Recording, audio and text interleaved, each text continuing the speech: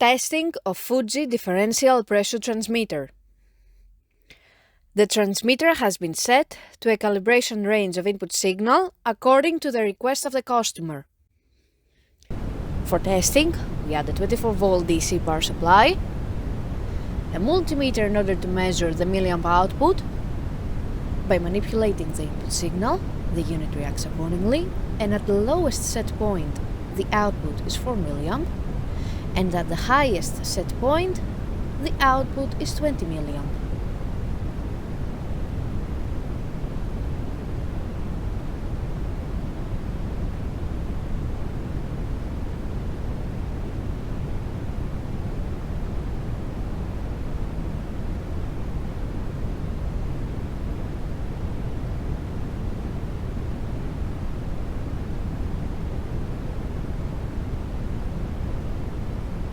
It is now clear that the transmitter is working successfully and is ready to be delivered to the customer.